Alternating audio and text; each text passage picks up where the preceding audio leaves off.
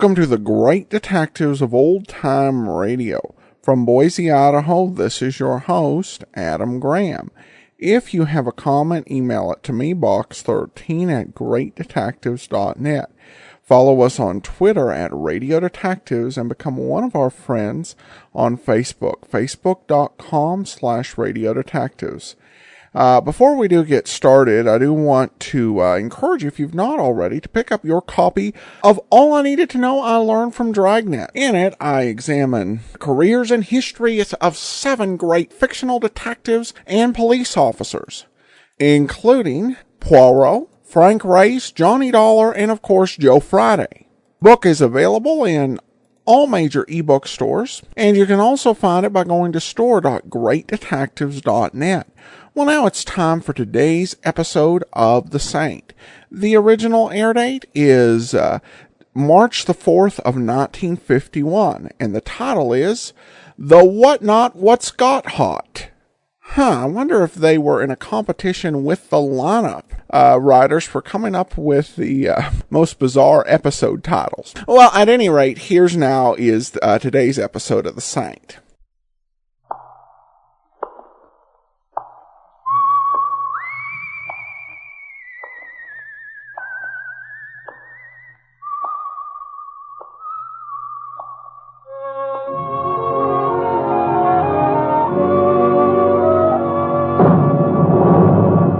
The Adventures of the Saint, starring Vincent Price.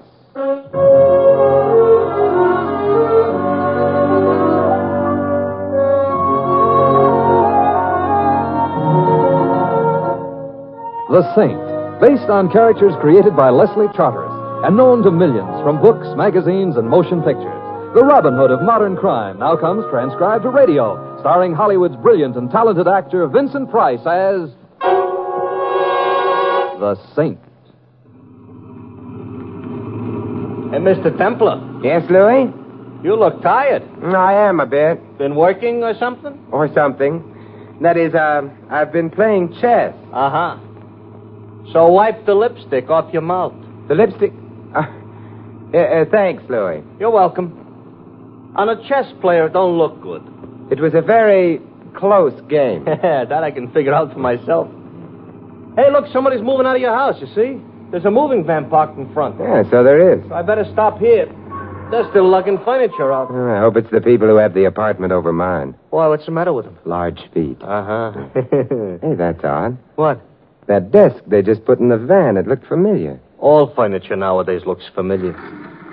Oh, they're all finished. I'll pull up. Don't bother, Louie. How much do I owe you? A buck. Hey, Mr. Temple, what's the matter? I'm beginning to realize why it looked so familiar. Why? Because it was my desk.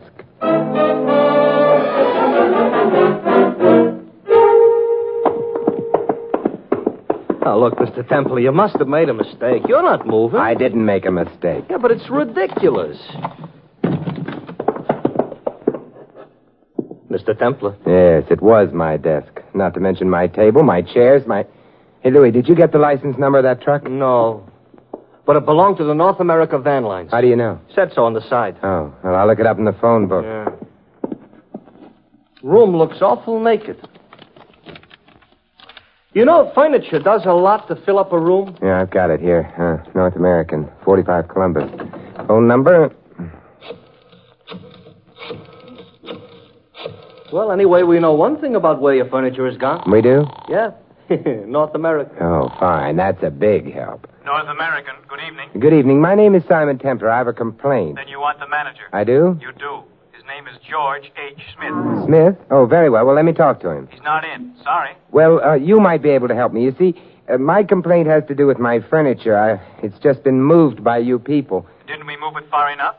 You shouldn't have moved it at all. We're so enthusiastic. I think you'd better check your records. Find out who ordered the van and where the furniture is to be delivered. Very well, sir. Just hold on. Having trouble, Mr. Temple? No, Louie, just whimsy. From truck drivers? We'll sue them. Who will? Us cabbies in New York. The whimsy belongs to us. And furthermore, Mr. Templar? Yes? You ordered your furniture moved. I did? Paid for it in advance. Turn the key over to our men and asked for rapid service. Well, I certainly got it. And where did I order the furniture moved to? The Sprague Furniture Galleries. Sprague? But he handles antiques. My furniture's modern. Maybe it's aged rapidly. Good night. Good night, sir. Come on, Louie. We're going to a gallery. We're in a hurry? Yes, you might say we've got to get a move on.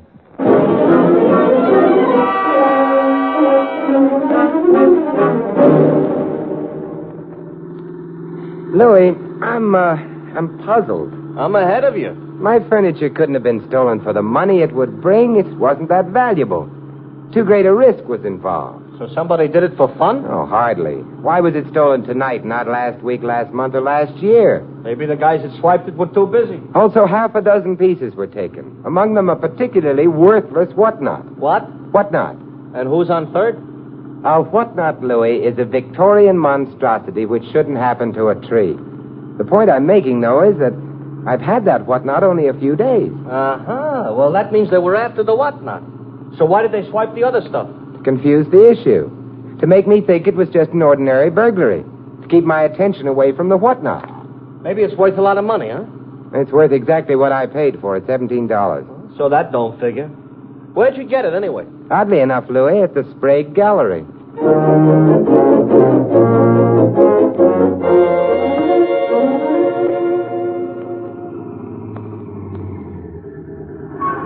No, that gallery don't look open. Come on. Sprague sleeps in the back. He has a small apartment there. There's no truck around, Louis. Must have already unloaded. Yeah. Mr. Sprague ought to wash his windows. Yeah, I can't see a thing inside. Must be a bell around, however. Oh, yeah, look, here's one. Sounds like an antique bell. Antique or not, it should awake Mr. Sprague. So maybe somebody should ought to tell him on account of it ain't wake them. No. Hey. Yeah, door was open. He may have forgotten to lock it. Hey, light a match, Louis. Okay. Oh, thanks. Oh. Well, now we got light, but... Hey, there's your furniture. Yeah, so it is. Desk, table, couch, And the whatnot. Yeah. Truckman evidently delivered the stuff and left. But, where's Sprague? Maybe in that back room, huh? Yeah, well, we'll see. Oh, the lights are on in here. Kind of a cluttered place for a guy to live in. Yeah, not only cluttered, Louis. It looks as though a hurricane had made more than a passing visit. Yeah, Mr. Templar. What are you staring at? Back here, behind the bed. Huh? Somebody besides the hurricane also visited? Knife is still in his chest. He ain't noticing it? He's dead. Oh. Hey, there's a car. Yeah, seems to be in the back. It's gone. So I hope is the killer. Come on back in. We frightened him off, Louis. Speak for yourself. I don't frighten babies. But he was still here. Why? Evidently he hadn't finished his job. But what job, Louis? Well, you said the place looked upset. Maybe he was searching it. Yeah, that's true, but searching for what? The furniture was delivered, the truckman left. The odds are that by the time Sprague was already dead. Yeah. Very well, then, what could the killer have been looking for? The whatnot was here whenever he wanted it for. Louis... I didn't do it. You know that whatnot must have had a history. Sprague probably has records showing where he purchased his furniture. Uh-huh. So the killer hung around trying to cover the back trail of the whatnot, huh? After all, he didn't expect us to notice the truck leaving your house with your furniture. We ain't supposed to have been here so quick. Is that good? Only if we find what the killer didn't find. For me, I give up. What do we do now? We do just what the killer did before we interrupted him, Louis. Search for Mr. Sprague's ledgers. We go through them, huh? Yeah. And maybe they'll tell us why a man had to die for a whatnot.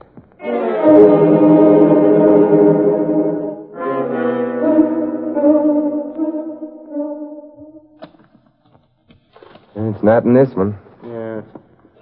Hey, Mr. Temple, I think I got it. Oh, let me see. Here. Victorian whatnot, yeah. Mrs. Susan Carter, Hill Road, Cresdale, New York. Cresdale? That's only half a dozen miles north of the Bronx. This is strange.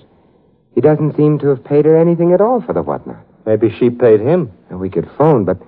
You know, Louie, about the only thing on our side is the element of time. We're moving faster than the killer anticipated, therefore... I know. We go north.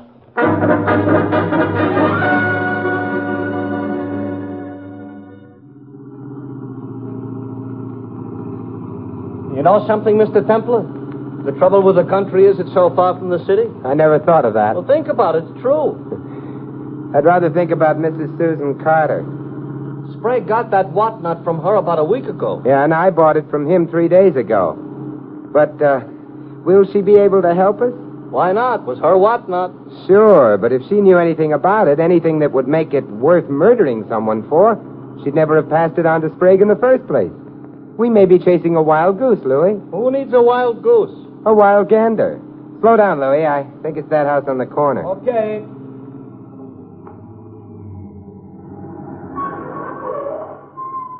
Yeah, this is it. Ooh, it's a large house. Yeah. It looks like there ought to be bats flying around it. It's not so bad. It's not a house most people would prefer to live in. Make a wonderful place to die in. Ooh, what am I saying? I have to frighten myself yet? Lights on somewhere inside. They must keep late hours. Let's go. Yeah. Some fun they have in these country houses. Yeah, I think it's time we rang. You know, I'm wondering what she didn't. Hey, look, the light just went out inside. I got a feeling nobody is going to open that door. All right. So I was wrong. But who opened it? It doesn't matter. We can get in. Okay. Except I would be happier if somebody at least had opened it. Ooh. It's like a house of the dead. Stop making up phrases like that. It came from someplace down this hallway. You're running in the wrong direction. We're running forward. Hey, look, it must be this door. It's the only one along the hallway. Does it open? Yeah, it opened. Who are you? Oh, hello, I'm Simon Templar. This is Louie. Yeah. What do you want here? We heard you scream. That was because I saw a mouse. It must have been a large mouse. It was a large scream, Mrs. Carter. I'm not Mrs. Carter. But, Claire Wayne, Miss Carter's niece. Oh, I apologize. How'd you get in? Well, the front door opened by itself. A very mysterious effect. You're making things up. Not really. Could we see Mrs. Carter? Could you... Oh, no. No! Miss Wayne. Come on, Louie. Yeah, I'm right behind you. Claire! Where the devil? Claire! Oh, I'm sorry. Neither of us is Claire. Are you Mr. Carter? Carter? Me? No, I'm Harold Thompson, Susan's nephew. Oh, well, I'm Simon Templar. Louie. Templar, huh? Are you the saint? Yes, I am. Well, this is quite an honor for us. Thank you. Actually, I wanted to speak to your aunt. You did? I said something amusing? You've no idea how amusing. I'll laugh about it all night. Hey. Huh, he's gone, too. Yeah, very restless type characters. Well, anyway, we're getting acquainted fast. Except with Mrs. Carter. Large house. We'll have to look through all the rooms in it. You'll have to look even farther than that, sir. I didn't hear you come into the room. You walk softly. It's a habit of mine. The ill and the dying resent a heavy footstep. It frightens them. Really?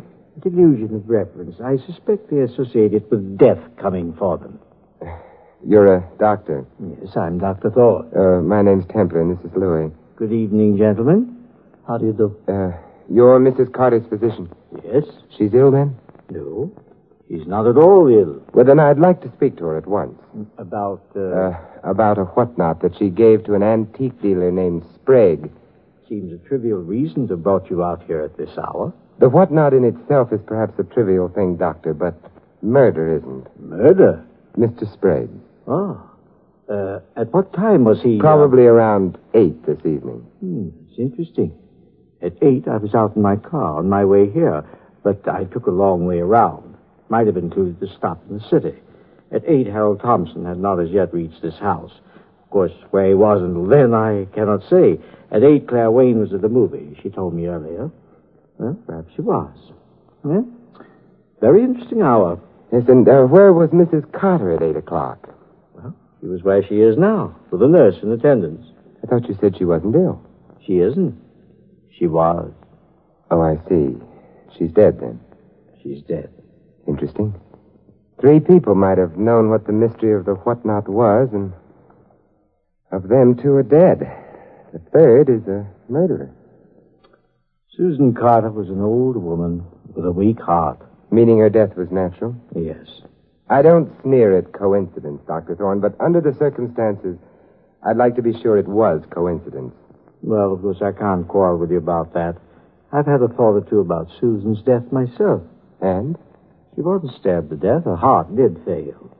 Mr. Templar, I'm not a young man anymore. I'm tired. I'm all confused. And before going any further into this thing, I'd like to rest. Would it be asking too much of you to spend the night here, Mr. Templar? I think it's very hospitable of you. There's plenty of room. This is a large house. Suppose we all go to bed. In the morning, perhaps the shadows will all have fled.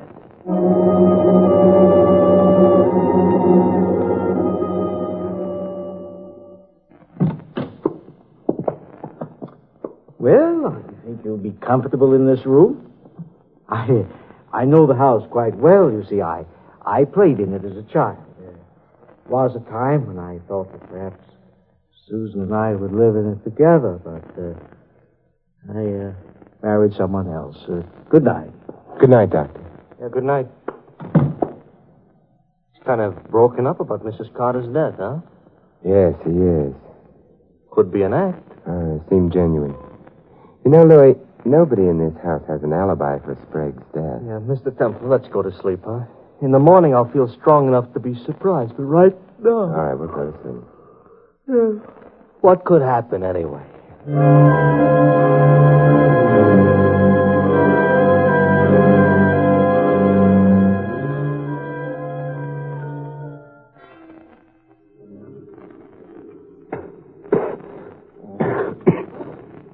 Louis.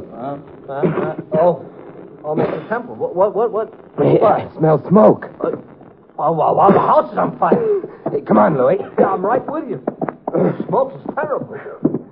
Oh, hey, look, we've got to warn the others. Yeah. I'll get the ones the other side of the hall. The smoke is getting awful thick. Miss Wayne. Miss Wayne. I was asleep. Go downstairs and out of the house, quick. The house happens to be on fire. Oh, all right. Louis. Templar? Oh, I got both Dr. Thorne and Harold Thompson. They're on their way down. We better get downstairs, too. No, not yet. But we got every living thing out of the house. Yeah, but you forgot the dead.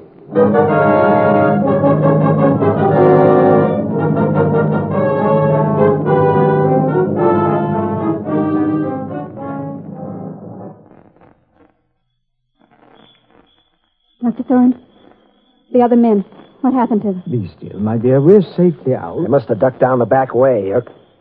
No, here they come now. Carrying something. Not something, Harold. They're carrying a corpse. No. Oh, we're far enough away from the house, Louis. We can put her down now. Okay, Mr. Templar. But it's crazy. She's dead, don't you understand? She's dead. Yes, I know, Miss Wayne, but I understand something else, too. That fire wasn't for our benefit. It was for hers. Louis, the lower half of the house hasn't been touched yet. I'm going back in to phone the fire department. Maybe I better go with you. No. You're to stay here to make sure that no one harms her. Miss Wayne? No, Louis. Mrs. Carter.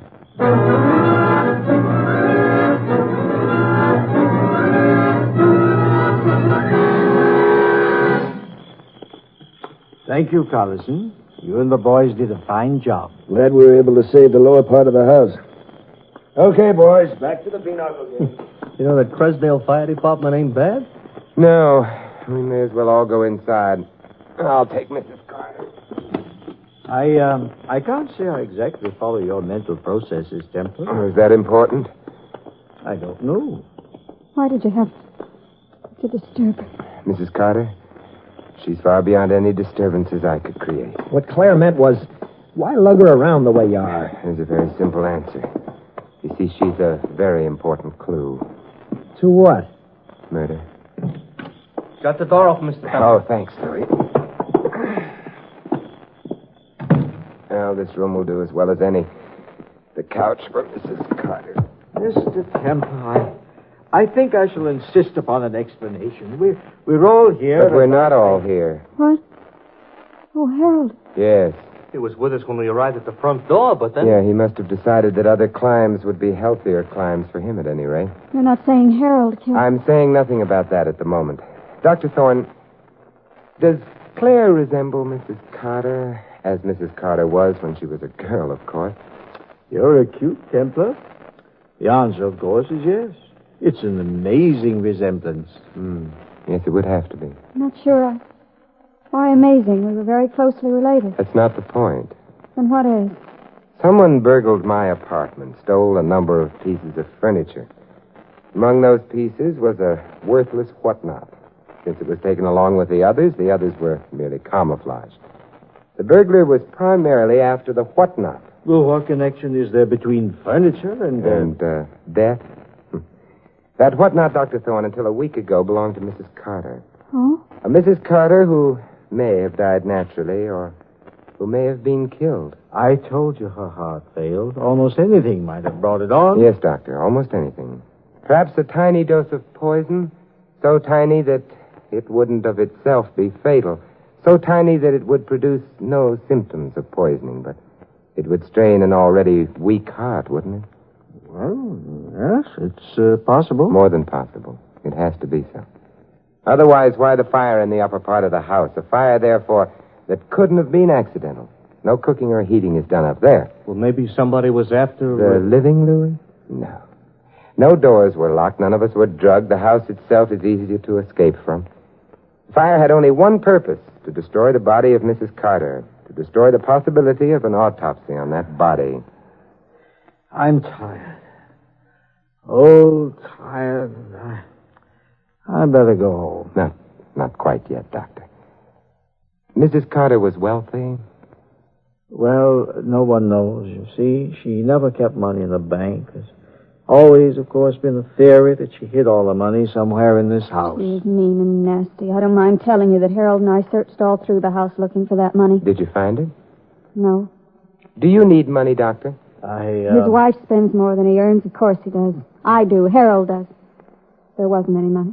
Was Mrs. Carter a sentimental woman, Doctor? No. No, she was a bitter woman. She hated. Well. Yes, and she was very ill. She knew she was surrounded by... Yes, vultures waiting for her to die so they could pick up her old bones or whatever money clung to them. Your way of putting it. Well, it's an accurate way. And now that you know, Mr. Templar, may I go home? Yes. Yes, after you answer one question. That question being? Somewhat earlier this evening, when I asked you about the possibility of Mrs. Carter's death having been murder, you denied that possibility. I still... Or perhaps I do no longer deny it. However, that's not my question. At that time, you said she wasn't stabbed to death, meaning that Mr. Sprague, of whose murder I had just informed you, was stabbed to death. But, Dr. Thorne, there are many ways in which a man can be killed. Your question, then, is, how did I know that Sprague had been killed with a knife? Yes, Doctor. I don't think I shall answer that question. I'm sorry. Louie, will you get on the phone? The cops? The police. Okay. Sit down, Dr. Thorne. You won't need me anymore. No, Miss Wayne. And I'll go. Any other room. This one's ugly. Oh! What's the matter? Just caught my stockings on the edge of the chair. Oh, that's too bad. They're pretty stockings. They should be. They're nylon. They cost a fortune. Good night, Mr. Templar. Good night. Well, I phoned the cops. They're on their way, Mr. Templar. No, good, Louie. Hey, Dr. Thorne, you don't look so good. No. You know, if murderers would clap master padlocks on their lips, a lot of them would be better off. They wouldn't give themselves away. And detectives would have a harder time. No, Louie. No matter how securely a murderer's lips may be locked, I coin a phrase, murder will out. Yeah, but if Dr. Thorne hadn't made that slip about the stabbing, you'd never been able to pin the killing on him. That's true. But then you see, Dr. Thorne didn't kill anyone.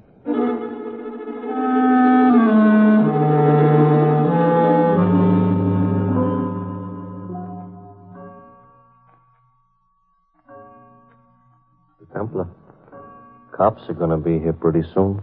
For the last 10 minutes, nobody has said nothing. No, but Dr. Thorne has undoubtedly been thinking. If he didn't kill anybody, what has he got to think about? About who did? Oh, Mr. Templar, Yes, Doctor? you're quite sure? Yes, I am. There's no hope of... None. Well, it was a resemblance, of course. A resemblance to a woman that I'd...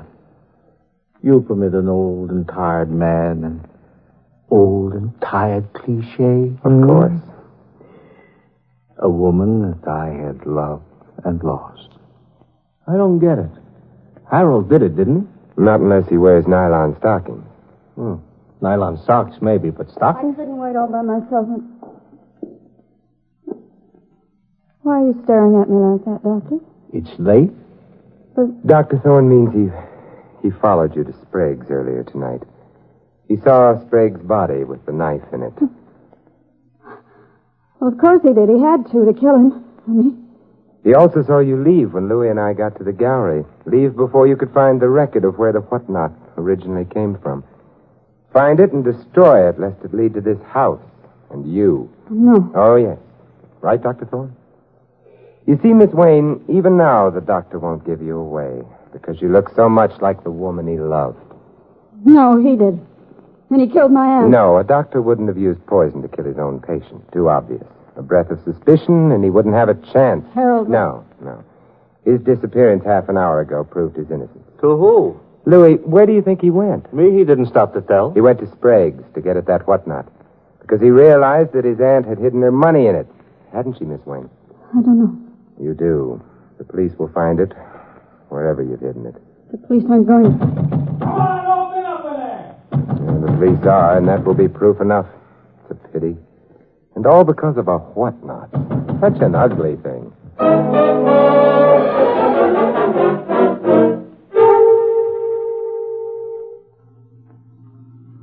So, all right. So the cops found the door in the girl's suitcase downstairs in the hall closet. So she killed her aunt and Sprague. But something must have tipped you off before you could be so sure. Nylon stockings, Louis. Oh, we're back to those again. All right, what about nylon stockings? Louis, whoever poisoned Mrs. Carter was the one who set fire to the house in order to destroy the corpse and prevent an autopsy. Yeah? Well, when I warned Claire Wayne about the fire, she said she'd been asleep. Yeah? Later on, after I'd confronted Dr. Thorne with what seemed to be his guilt, she left the room. On the way out, she caught her stockings on a chair. So? Louis, how much do you know about women? Everything. Do women go to sleep with nylon stockings on? Oh, the answer is no. Therefore, Claire Wayne had not been asleep. She'd lied about that with no reason. Unless she had started the fire. Yeah. So she started the fire, so she poisoned her aunt, stabbed Sprague. Yeah, okay. Only one thing more. What, Louis? Remember when we got to the Carter house and rang the bell and then the door opened all by itself? Yes, I remember. Never mind remembering, explain. Oh, probably only a warped door, Louis. The house was very old. Hey, I just thought of something. Yeah, what, Mr. Templar? When I get home, I'll be bedless. Oh, gee, that's right. You ain't got no furniture. Want I should drop you off at a hotel? No, thank you, Louis. Maybe I can find a good chess game.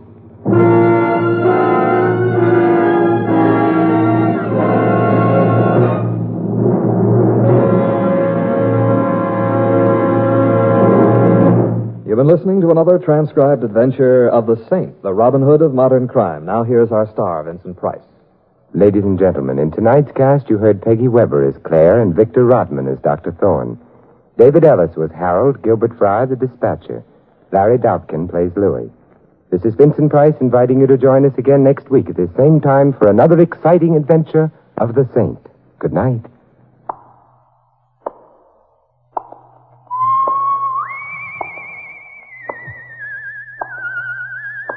This adventure of the Saint was written by Lou Vittes. The Saint, based on characters created by Leslie Charteris, is produced by James L. Safier and directed by Helen Mack. Vincent Price is soon to be seen co-starring in RKO's production of His Kind of Woman. 3 chimes mean good times on NBC. For something new and exciting in your big Sunday lineup on NBC, listen to the Phil Regan Camp Show coming up next. There'll be prizes for talented GIs and the very best Sunday listening for you with the Phil Regan Camp Show next on NBC.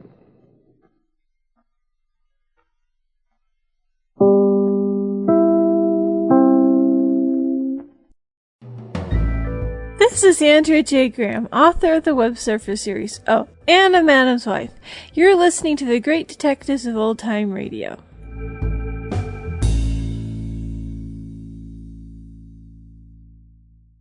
Welcome back. Well, what I liked about this episode is how they played with the radio convention, when it came to radio detectives.